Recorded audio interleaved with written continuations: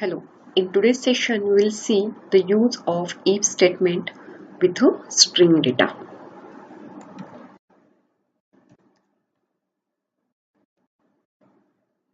So we'll ask user to enter two strings that we want to compare.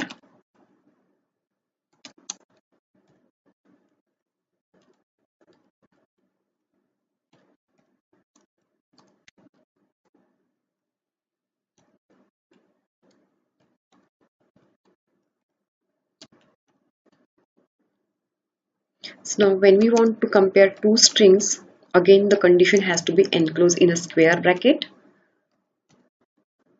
But we can use equal to symbol as it is to compare the two strings. So str1 equal to str2.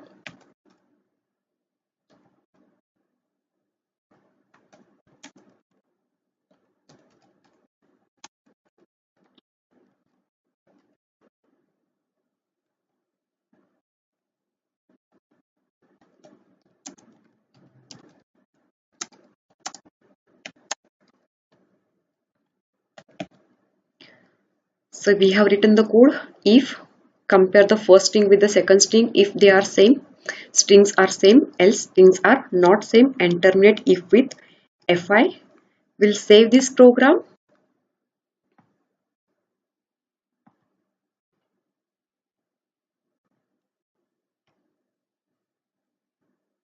with str.sh.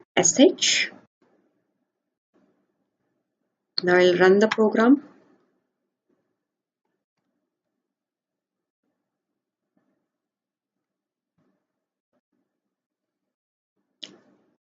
ls. So we have str.sh. So assign the execute permission.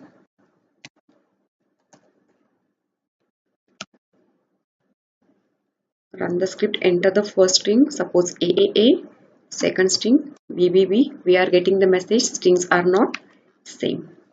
Now we want to modify the same program to make the use of not equal to. If this condition is true, strings are not same, otherwise strings are same. Just the reverse condition. So we'll run the script again. N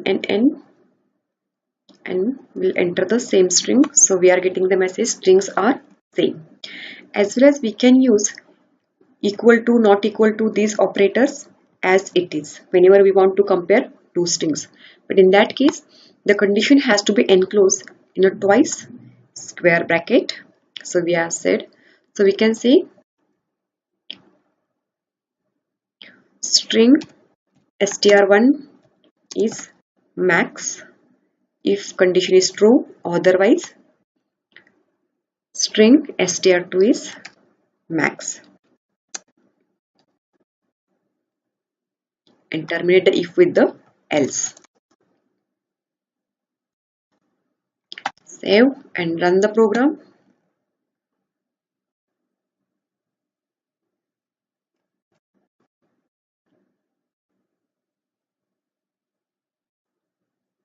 First string is suppose BBB and second string is suppose AAA.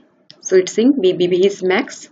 Strings are compared as per the alphabetical order. So that's why we are getting BB is max.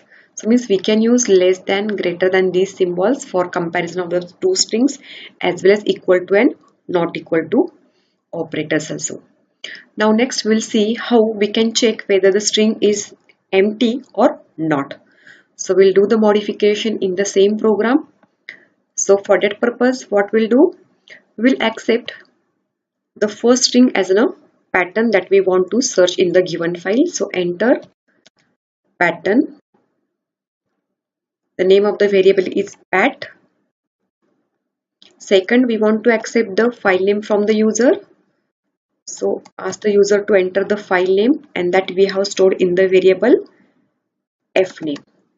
Now here what we want to do, we want to make the use of the grep command. Grep $pat $fname. So here we are trying to search the given pattern in the given file name. So if this command gets executed successfully, it will return 0 else 1. So the return status of the command is stored in the positional parameter $0 that we will compare against with the 0.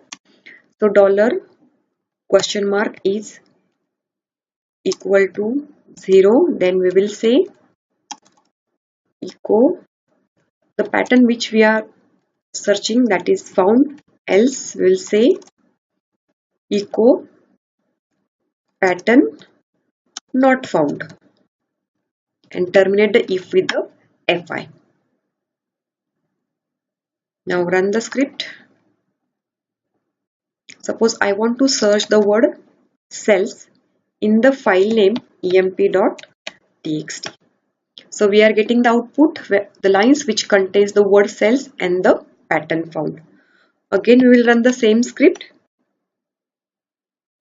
Now I will enter the pattern which is not present in the file emp.txt. So we are getting the message pattern not found. Okay. Now we want to check what happens if we don't enter the file name or the pattern name. For example, I will not enter any pattern. I will not enter any file name. So in that case, system should display some messages to us. So for that purpose, we have to check whether the pattern is empty or not, or file name is entered or not. So we'll see the coding for the same. So now we'll modify the same program.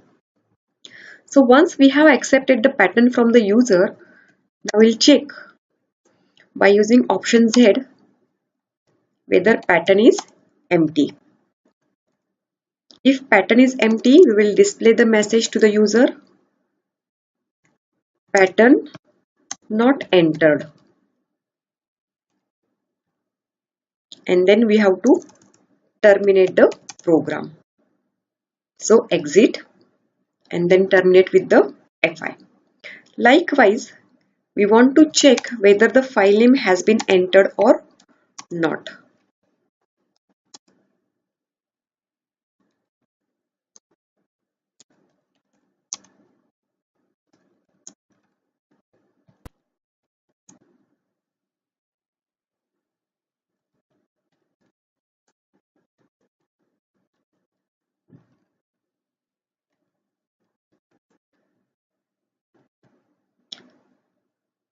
So n means string is not null. So string is not null. So we want to do the reverse. So we'll use the negation symbol for not null. So pattern is not entered, then exit. If file name is also not entered, then exit from the program. Otherwise, if both are entered, then search the given pattern in the file and display the pattern. So we'll try to run the program. If I will not enter any pattern, then it will ask for the file name. Suppose I have entered the file name, it's saying pattern not found. Now we'll do the reverse. I will enter some pattern, but the file name is not entered. So now file name is not entered. So it's not coming out of the loop. Need to check. I will run the script.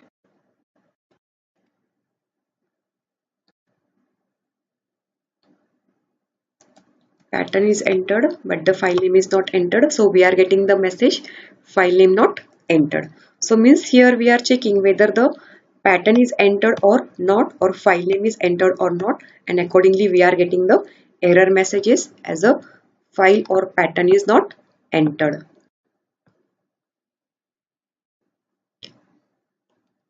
So this is the way how we can make the use of option N and option Z in our script to check whether the string has been entered or not.